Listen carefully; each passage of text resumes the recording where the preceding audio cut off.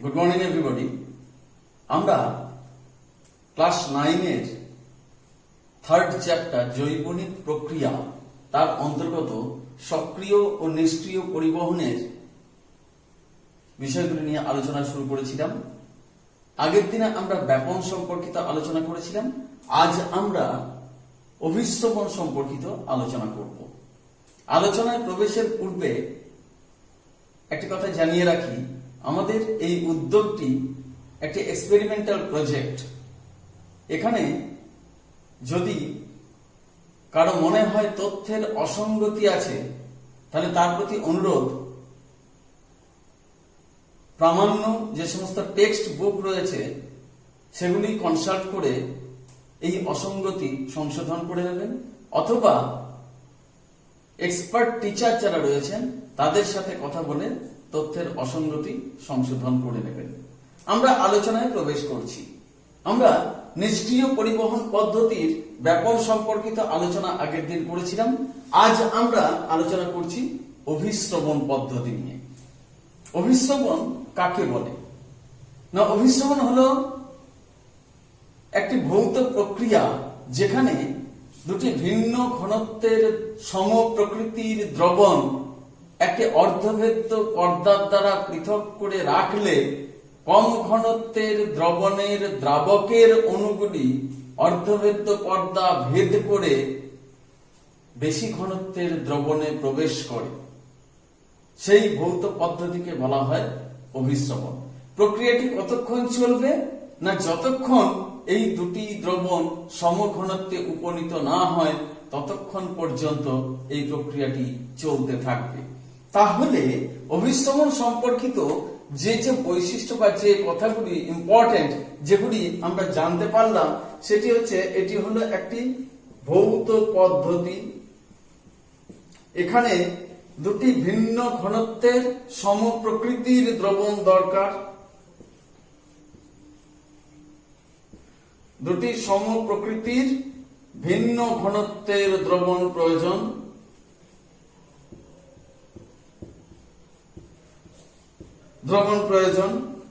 একটি অর্ধভেদ্য পর্দা প্রয়োজন।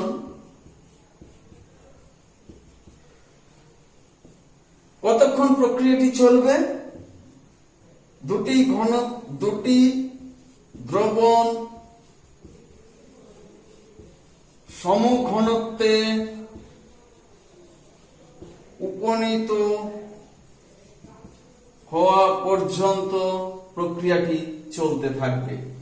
তাহলে যে ভৌত প্রক্রিয়ায় দুটি সম প্রকৃতির ভিন্ন ঘনত্বের দ্রবণ একটি অর্ধভেদ্য পর্দার দ্বারা পৃথক করা থাকলে কম ঘনত্বের দ্রবণের দ্রাবকের অণুগুলি অর্ধভেদ্য পর্দা ভেদ করে বেশি ঘনত্বের দ্রবণে প্রবেশ করে, তাকে বলবো আমরা অভিশ্রবণ পদ্ধতি। তাহলে আরো একটা জিনিস জানতে পারলাম, সেটি হচ্ছে কম ঘনত্বের দ্রবণের দ্রাবকের অণুগুলি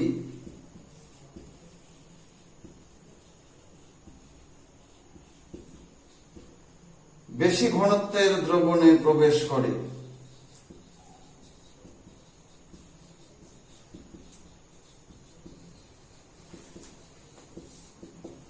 অর্ধভেদ্য পর্দা ভেদ করে এটি ঘটতে থাকে। এই পদ্ধতিটিকে বলা হচ্ছে অভিশ্রবণ পদ্ধতি। একটা ছোট পরীক্ষার মাধ্যমে আমরা এই পুরো বিষয়টিকে বুঝতে পারব। একটা বিকার নেওয়া হলো, সেই বিকারের মধ্যে জল নেওয়া হলো,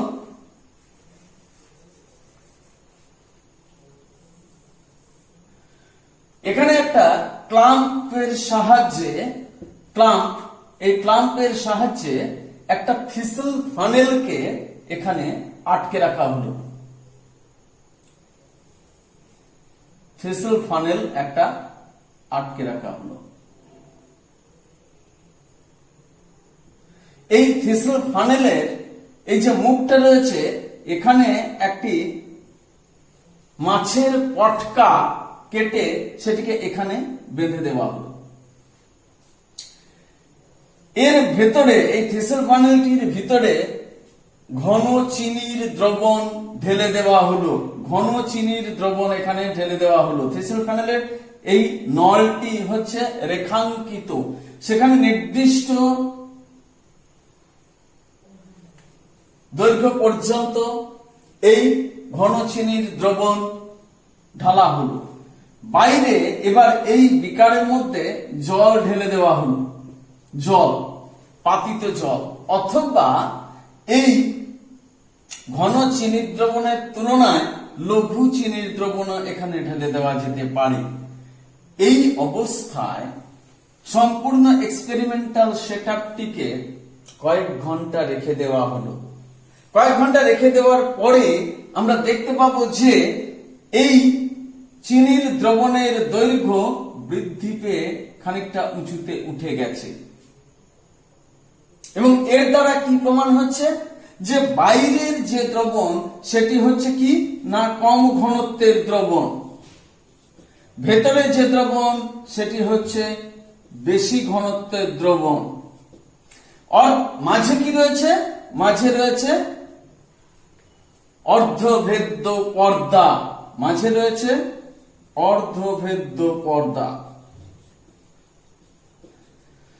তাহলে কম ঘনত্বের দ্রবণের দ্রাবক অর্থাৎ এক্ষেত্রে জল বেশি ঘনত্বের দ্রবণে প্রবেশ করছে এই অর্ধভেদ্য পর্দাকে ভেদ করে, তবেই এই বেশি ঘনত্বের চিনির দ্রবণ সেটি পরিমাণে বৃদ্ধি পেয়ে থেসেলফানেলের উপরের দিকে সেটি উঠতে থাকছে।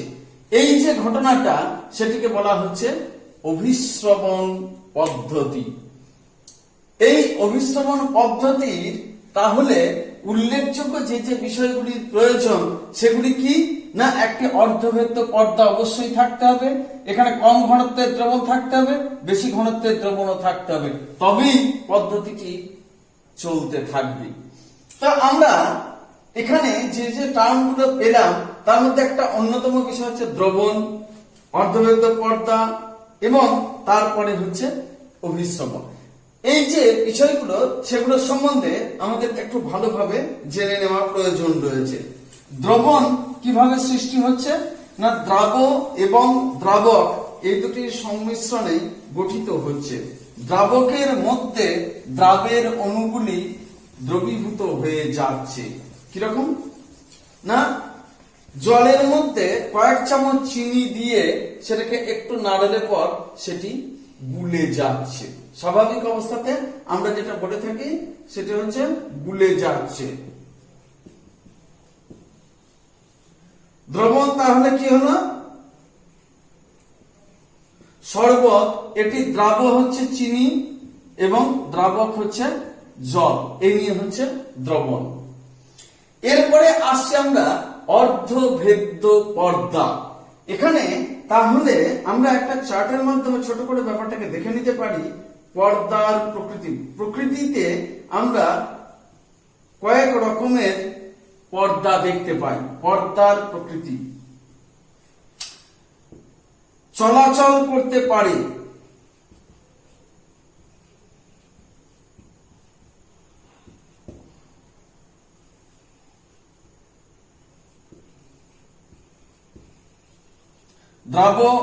দ্রাবক পারে না,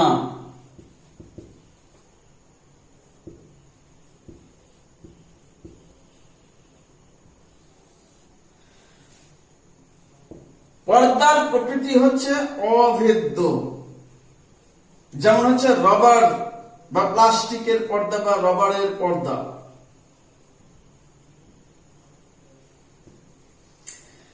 চলাচল করতে পারে কেউই না, পারে না, দ্রাব এবং দ্রাবক উভয়ই এটির মধ্যে দিয়ে চলাচল করতে পারে না।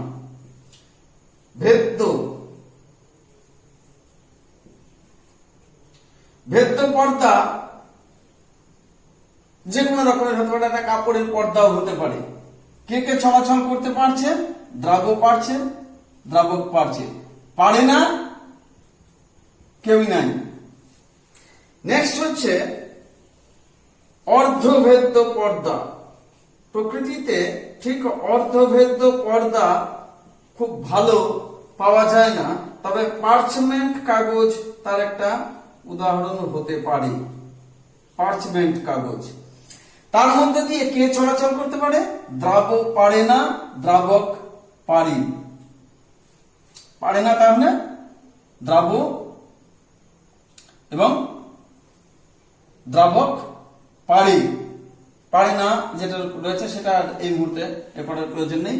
দ্রাবক পারে না, দ্রাবক পারি, এটা হচ্ছে অর্ধভেদ্য পর্দার ক্ষেত্রে। আরেকটি হচ্ছে প্রভেদক ভেদ্য পর্দা, যেমন হচ্ছে কোষ পর্দা। কোষ পর্দা মানে এটা হতে পারে মাছের পটকা, এটা হতে পারে ডিমের খোলকের ভিতরে যে পাতলা সাদা পর্দাটি রয়েছে সেটি। এরা হচ্ছে প্রভেদক ভেদ্য পর্দা, যার মধ্যে দিয়ে চলাচল করতে পারে দ্রাবকের অণুগুলি এবং নির্বাচিত কিছু দ্রাবের অণু চলাচল করতে পারে। এটিকে বলা হচ্ছে প্রভেদক ভেদ্য পর্দা। কোষ পর্দা, মাছের পটকা, ডিমের খোলকের ভিতরে সাদা পর্দা ইত্যাদি, এরা হচ্ছে প্রভেদক ভেদ্য পর্দা।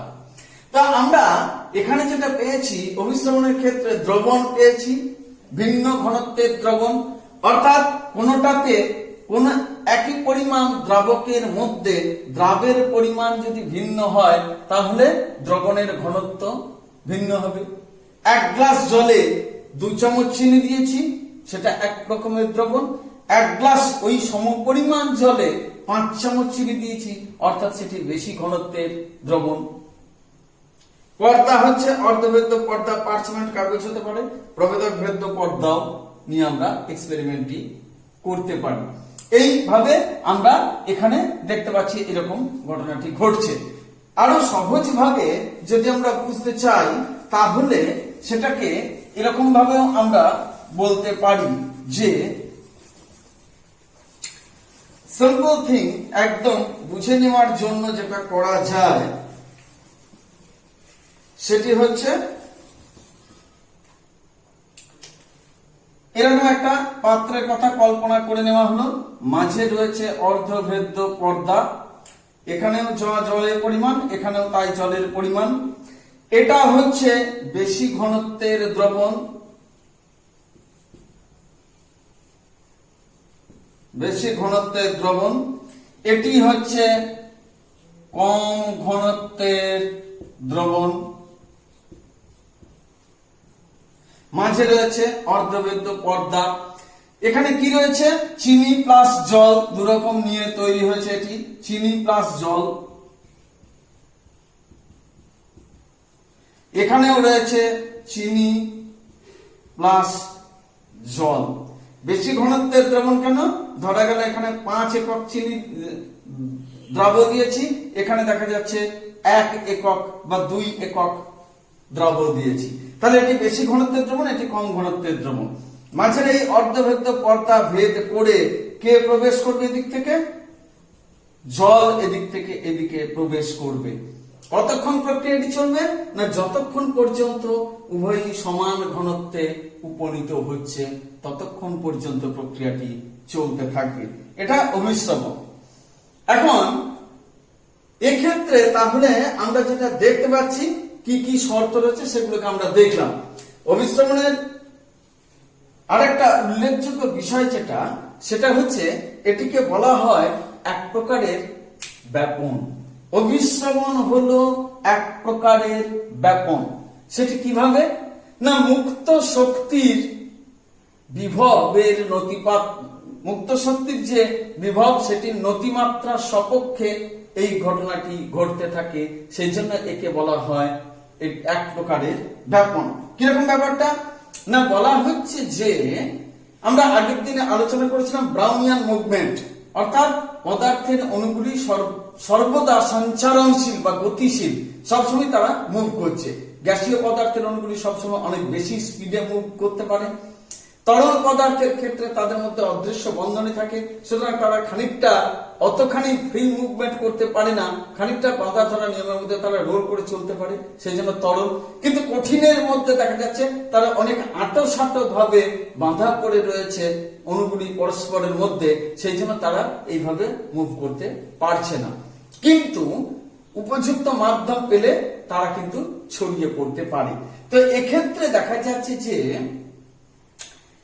বিশুদ্ধ জলের মধ্যে জলের অণুগুলি যে মুভ করছে তাতে মুক্ত শক্তির যে পরিমাণ সেটাকে বলা হচ্ছে জিরো। বিশুদ্ধ জলের ক্ষেত্রে মুক্ত শক্তির পরিমাণ হচ্ছে জিরো। জলের অণুগুলি যেটি হচ্ছে সেটা হচ্ছে মুক্ত শক্তির পরিমাণ, মুক্ত শক্তি হচ্ছে জিরো। এবার এটা যদি ধরে নেওয়া যায় তাহলে সেখানে যদি 5 একক চিনি থাকে, অর্থাৎ এই জলের অণুর মধ্যে যদি 5 একক চিনি থাকে, তাহলে দেখা যাচ্ছে যে এখানে মুক্ত শক্তির যে পরিমাণ সেটি হচ্ছে কত না -5, জিরোর নিচে যাচ্ছে। বিশুদ্ধ জলে মুক্ত শক্তির পরিমাণ যদি 0 হয় তাহলে 5 একক চিনি মানে ধরে গেল তাহলে এখানে হচ্ছে সেটি -5 তার ভ্যালু দাঁড়াচ্ছে।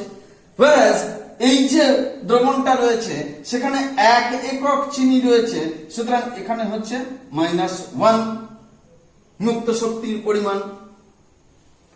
1 একক চিনি রয়েছে -1, সুতরাং স্বাভাবিকভাবেই দেখা যাচ্ছে যে এখানে মুক্ত শক্তির পরিমাণ বেশি এখানকার তুলনায়, এবং সেই অনুযায়ী জলের অণুগুলি অর্ধভেদ্য পর্দা ভেদ করে এইখানে প্রবেশ করছে। আমরা আপাত দৃষ্টিতে যেটা দেখতে পাচ্ছি, কম ঘনত্বের দ্রবণের দ্রাবকের অণুগুলি বেশি ঘনত্বের দ্রবণে প্রবেশ করছে। এই কারণে বলা হচ্ছে অভিস্রবণ হলো এক প্রকারের ব্যাপন। অভিস্রবণ হলো এক প্রকারের ব্যাপন। এখন আমরা এই অভিস্রবণের সম্বন্ধে আরো দুই একটি কথা জানব। সেটা কিরকম না, অভিস্রবণকে আমরা বলে থাকি দুই প্রকারের অভিস্রবণ আমরা বলে থাকি। একটা হচ্ছে বহি অভিস্রবণ আর একটি হচ্ছে অন্তঃ অভিস্রবণ। কেন বলি, কাকেই বা বলে থাকি, কোন পদ্ধতিকে বহি অভিস্রবণ বলা হয় আর কোন পদ্ধতিকে বা অন্তঃ অভিস্রবণ বলা হয় সেটা আমরা একটু দেখে নেব। একটি কোষ যখন দেখা যাচ্ছে যে নিমজ্জিত করা হলো একটি মাধ্যমে, এই হচ্ছে কোষটিকে একটি মাধ্যমে নিমজ্জিত করা হলো। কোষের ভেতরে যে প্রোটোপ্লাজম তার একটি ঘনত্ব রয়েছে, যদি এটার ঘনত্ব বেশি হয় এবং বাইরে যদি মাধ্যম যেটা রয়েছে, যে দ্রবণে তাকে ডোবানো হয়েছে বা যে মাধ্যমে ডোবানো হয়েছে তার ঘনত্ব যদি কম হয়, তাহলে দেখা যাবে যে এই কোষ পর্দা অর্ধভেদ্য পর্দার কাজ করছে, কম ঘনত্বের দ্রবণের দ্রাবক ভেতরে প্রবেশ করছে। কার ভেতরে? কোষের ভেতরে প্রবেশ করছে। এই প্রক্রিয়াটিকে বলা হচ্ছে অন্তঃ অভিস্রবণ প্রক্রিয়া। এই প্রক্রিয়াটিকে বলা হচ্ছে অন্তঃ অভিস্রবণ প্রক্রিয়া। অর্থাৎ আমাদের শরীরের কোন কোষকে যদি পাতিত জলের মধ্যে ডুবিয়ে দেওয়া হয় তাহলে সেই জল কোষের ভেতরে প্রবেশ করতে থাকছে, এটিকে বলা হচ্ছে অন্তঃ অভিস্রবণ প্রক্রিয়া। ঠিক বিপরীত যদি একটা ব্যবস্থা নেওয়া যায়, কোষটিকে এখানে রাখা হলো এবং তার যে প্রোটোপ্লাজমের ঘনত্ব তার চাইতে এটার ঘনত্ব বেশি দেওয়া হলো, অর্থাৎ বাইরে বেশি ভেতরে কম, মাধ্যমের মাঝে বাধা রয়েছে কে? অর্ধবৃত্ত পর্দা, কোষ পর্দা। সেক্ষেত্রে কম ঘনত্বের দ্রবণের দ্রাবক অর্থাৎ জলের অণুগুলি বাইরে বেরিয়ে যাবে।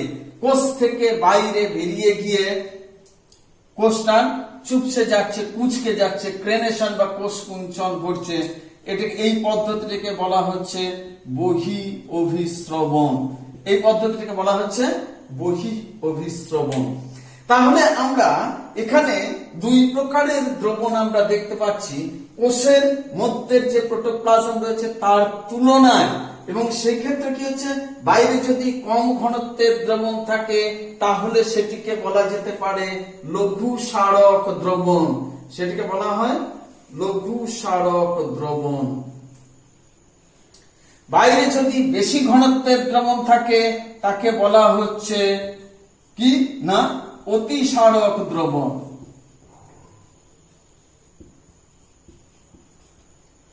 আর যদি দেখা যায় যে বাইরে এবং ভিতরে উভয়েরই ঘনত্ব সমান, তাহলে সেই দ্রবণকে কি বলবো আমরা? সেই দ্রবণকে বলবো আমরা সমসারক দ্রবণ। এখানে কোষের মধ্যে জল বাড়তি প্রবেশ করবেও না বা কোষ থেকে জল বেরিয়েও যাবে না, অর্থাৎ তারা স্থিতাবস্থা বজায় রাখবে। এই এক্সপেরিমেন্টটা আমরা আমাদের লোহিত রক্তকণিকা দিয়ে করতে পারি। 0.9% সোডিয়াম ক্লোরাইডের দ্রবণ যদি আমরা তৈরি করি এবং তার মধ্যে যদি আমরা আমাদের লোহিত রক্তকণিকা গুলিকে দিয়ে থাকি, তাহলে দেখা যাবে যে লোহিত রক্তকণিকার আকারের কোনো পরিবর্তন ঘটছে না। তাহলে 0.5% সোডিয়াম ক্লোরাইড দ্রবণ সেটি হচ্ছে সমসারক দ্রবণ। আমাদের শরীরে যে ফ্লুইড রয়েছে, যে রস রয়েছে, তার সাথে সঙ্গতিপূর্ণ হচ্ছে। যদি এর চাইতে বেশি করি সোডিয়াম ক্লোরাইডের দ্রবণের ঘনত্ব, তাহলে সেটিকে বলবো আমরা অতিসারক দ্রবণ। তার মধ্যে কোষগুলিকে অর্থাৎ লোহিত রক্তকণিকাগুলিকে নিমজ্জিত করলে কি হবে না, কোষ থেকে জল বেরিয়ে যাবে এবং তখন কি হবে, কোষটা কুঞ্চিত হয়ে পড়বে। বহিঃ অভিস্রবণ পদ্ধতি সেক্ষেত্রে হচ্ছে।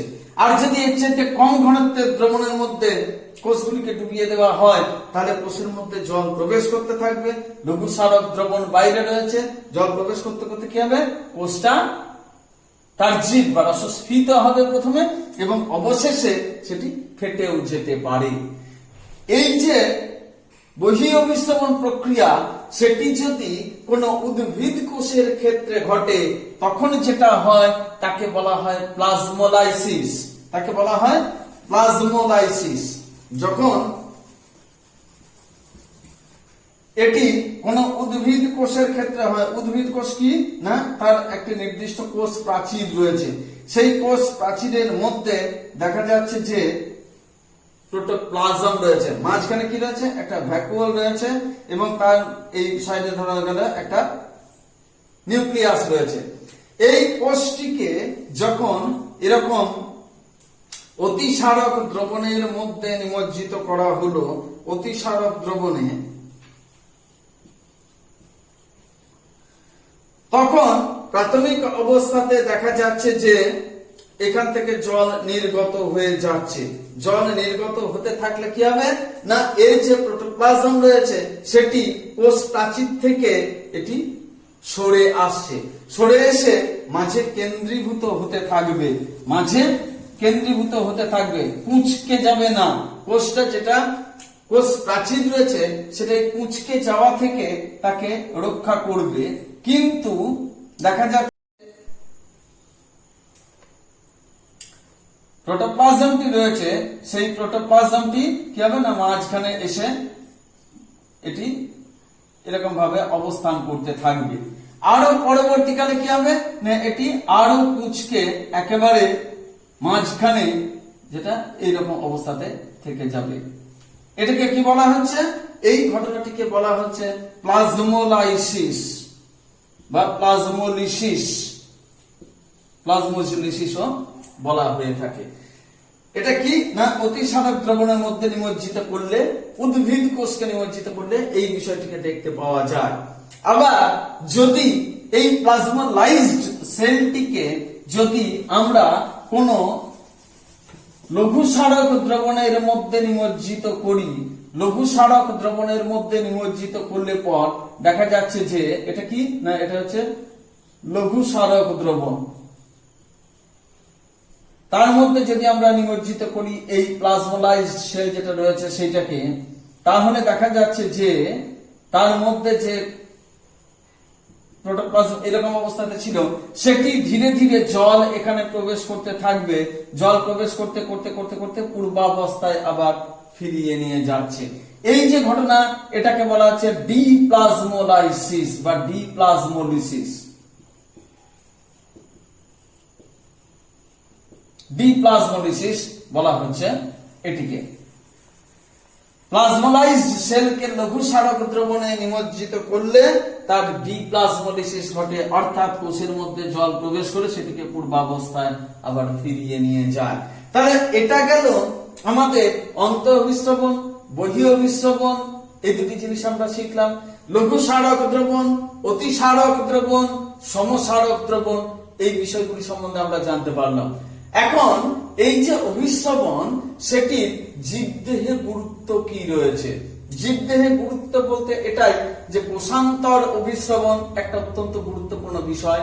এছাড়া উদ্ভিদ, স্থলজ উদ্ভিদ তার মূলরম দিয়ে মাটির কৈশিক জলকে গ্রহণ করে থাকে যে পদ্ধতিতে, সেটা হচ্ছে অন্তঃ অভিশ্রবণ পদ্ধতি। কেন না মূলরম হচ্ছে এককোষী, তার ভিতরে যে কোষ রস রয়েছে সেই কোষ রসের ঘনত্ব অপেক্ষাকৃত বেশি। কার তুলনায়? মূলের ঠিক বাইরে, মূলরমের বাইরে যে মাটির কণা রয়েছে, সেই মাটির কণার চারপাশে জলের যে পাতলা আস্তরণ রয়েছে, যাকে বলা হয় কৈশিক জল, সেই জল এবং জলে দ্রবীভূত খনিজ লবণের পরিমাণটা অত্যন্ত কম থাকার জন্য সেটি হচ্ছে লঘু স্মারক দ্রবণ। আর মূলরমের ভিতরে রয়েছে বেশি ঘনত্বের কোষ রস, সেই জন্য বাইরের থেকে কৈশিক জল, কোষ প্রাচীর হচ্ছে ভেদ্য, কোষ পর্দা হচ্ছে অর্ধভেদ্য, সেগুলিকে ভেদ করে কোষের মধ্যে প্রবেশ করে। এটা গেল অন্ত অভিশ্রবণ, অভিশ্রবণ প্রক্রিয়ার একটা অন্যতম গুরুত্বপূর্ণ কাজ। তারপরে কি হয় না, সেটি ওই কর্টেক্স অঞ্চলে, অর্থাৎ মূলের ক্ষেত্রে কর্টেক্স অঞ্চল বা বহিস্তরে যে কোষগুলি রয়েছে, একটা থেকে আরেকটা থেকে আরেকটা থেকে আরেকটা কিভাবে যাচ্ছে? কোষান্তর অভিশ্রবণ পদ্ধতিতে সেটি প্রবেশ করতে থাকে। কোষান্তর অভিশ্রবণ, এক কোষ থেকে আরেকটি কোষের মধ্যে সেটি যেতে থাকে, কোষান্তর অভিশ্রবণ পদ্ধতি। এই পদ্ধতিতে কি হয় না, মূলরম দ্বারা শোষিত জল ধীরে ধীরে ধীরে ধীরে কর্টেক্স অঞ্চল পার হয়ে পৌঁছে যাচ্ছে পরিচক্র, এবং সেখান থেকে কেন্দ্র স্তম্ভের যে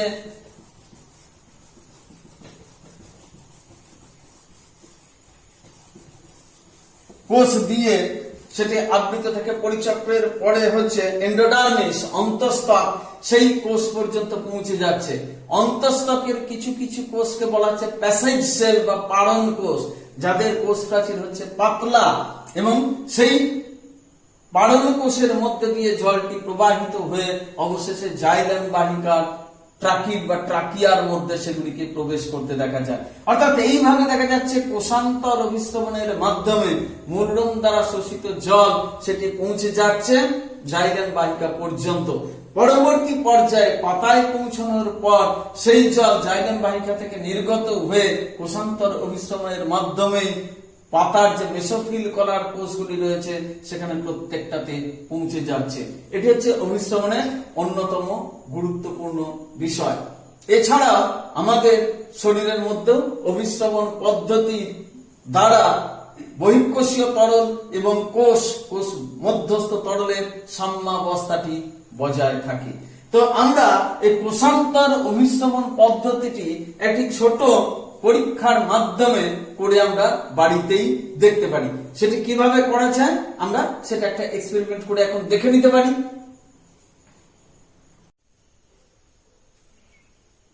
জীবজগতে অভিশ্রবণের গুরুত্ব বুঝতে গেলে আমাদের কোষান্তর অভিশ্রবণ বিষয়টিকে বুঝতে হবে, এবং সেই কোষান্তর অভিশ্রবণ বোঝার জন্য একটা ছোট্ট পরীক্ষার মাধ্যমে আমরা এটিকে দেখাবো। সেটা কিরকম না, এটাকে বলা হয় পোট্যাটো অসমোস্কোপ বা আলু অসমোস্কোপের পরীক্ষা। সেটা কিরকম জিনিস না, আলু, এরকম একটা আলুকে নিয়ে প্রথমে যেটা করতে হবে তার ছালটাকে ছাড়িয়ে নিতে হবে। তার ছাল এভাবে আমরা ছাড়িয়ে নিয়ে পুরোটাকে ছাল মুক্ত করে ফেললাম।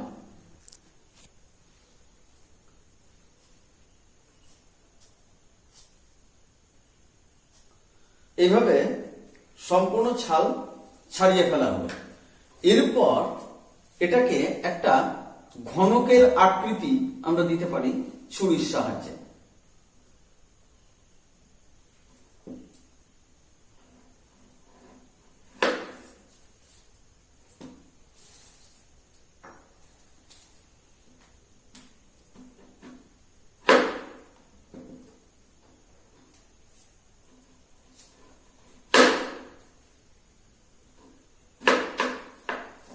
এভাবে একটা ঘনকের আকৃতি আমরা এটাকে দিলাম।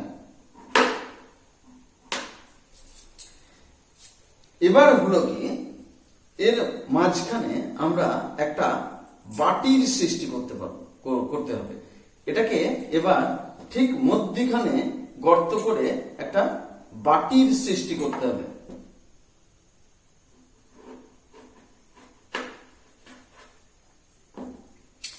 সেটা আমরা ঠিক এই মাঝখানটিতে এটিকে করতে পারি। খেয়াল রাখতে হবে যেন পাশের দেওয়ালগুলি কেটে না যায়। এভাবে খুঁড়ে আমরা এটাকে তুলে ফেললাম।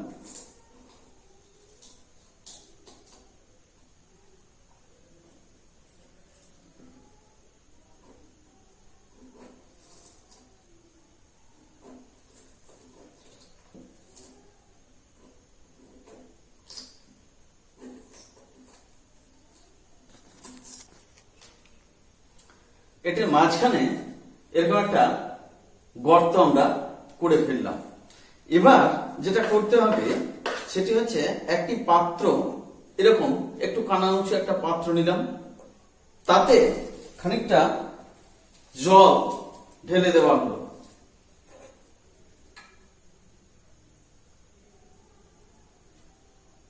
সাধারণ জল খানিকটা ঢালা হলো। এর মধ্যে এই আলুর বাটিটিকে বসানো হলো। এবার যেটা করতে হবে সেটা হচ্ছে এই গর্তের মধ্যে একটু ঘন চিনির দ্রবণ করে রাখা আছে, সেটাকে এর মধ্যে ঢেলে দেওয়া হলো ধীরে ধীরে।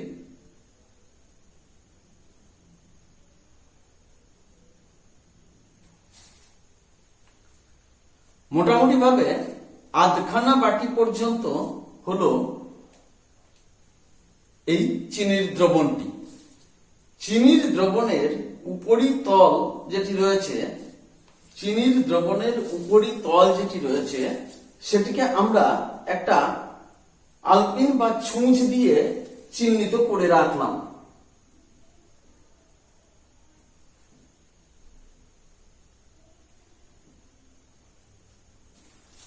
এই অবস্থাতে 6-7 ঘন্টা এটাকে রেখে দেওয়ার পরে কি হয় সেটা আমাদের দেখতে হবে।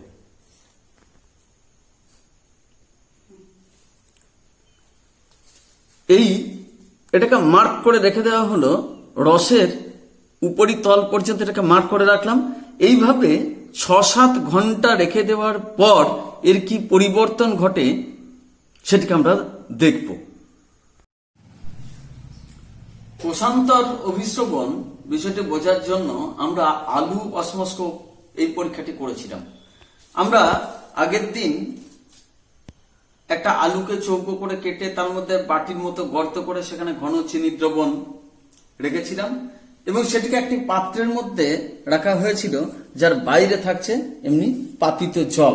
ভিতরে যে চিনি দ্রবণটি রাখা হয়েছিল তার যে উপরিতল সেখানে আলপিন দিয়ে একটা চিহ্ন করে রেখে দিয়েছিলাম।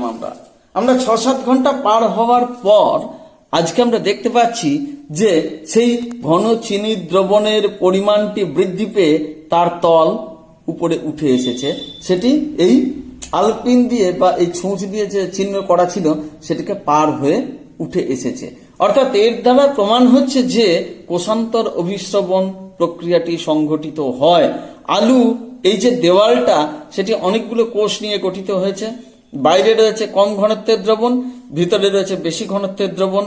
এই বাইরের কম ঘনত্বের দ্রবণ থেকে দ্রাবকের অণুগুলি অর্থাৎ জলের অণুগুলি এক্ষেত্রে সেটি এই আলুর যে দেওয়ালটা, আলুর বাটির যে দেওয়ালগুলি রয়েছে তার কোষ থেকে কোষ, একটি কোষ থেকে অপর কোষ, এইভাবে অন্ত অভিস্রবণের মাধ্যমে এবং তারপর কোষান্তর অভিস্রবণের মাধ্যমে শেষ পর্যন্ত বাটির ভিতরে যে দ্রবণ রয়েছে সেখানে পৌঁছচ্ছে এবং সেই পরিমাণটিকে বাড়িয়ে তুলেছে। এই পদ্ধতিতেই উদ্ভিদ দেহে মূলডোম দ্বারা শোষিত জল কর্টেক্স অঞ্চল পার হয়ে, পরিচক্র পার হয়ে, পারণ কোষের মধ্যে দিয়ে অন্তঃস্থকের যে পালনকোষ সেটিকে অতিক্রম করে জাইলেম বাহিকার মধ্যে এই জলের অণুগুলি প্রবেশ করতে থাকে। এটি অভিস্রবণের একটি অন্যতম গুরুত্ব।